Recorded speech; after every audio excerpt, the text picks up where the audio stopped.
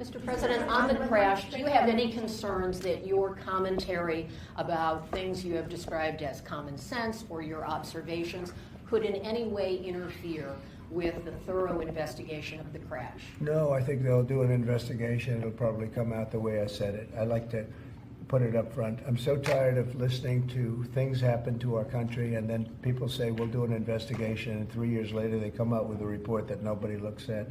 Especially, not in all cases can you do that, but in this case, you had a helicopter that was, the Black Hawk was too high. It was above the 200 limit by double.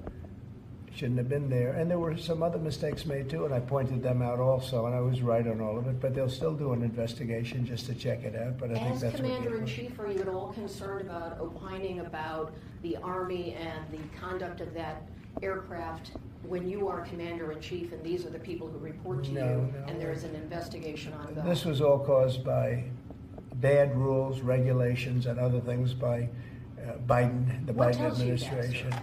And when you look at the way they ran things, in fact, if you look, we hired, one of the first things I told them to do, I said, get talented people in those beautiful towers overlooking runways. You better get them in there fast because we don't have people there that are qualified. And you knew that because planes were landing very, very late. They were circling all over the place. We had people that didn't know what the hell they were doing. And so there are planes in the air everywhere, and there are other air traffic. Pardon me, sir. We have to have the best people, the smartest people, the sharpest people as control tower experts. And that's what they have to be. They have to be experts, and they have to be very smart.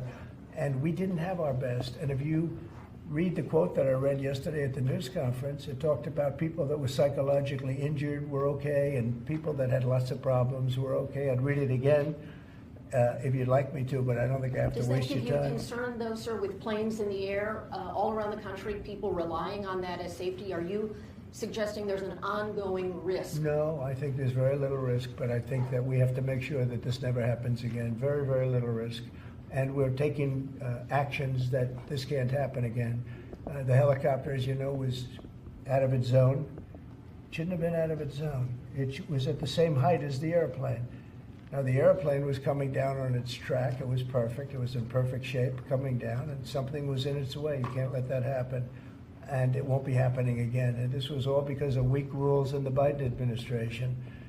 And we're just not going to let that kind of thing happen again. And again,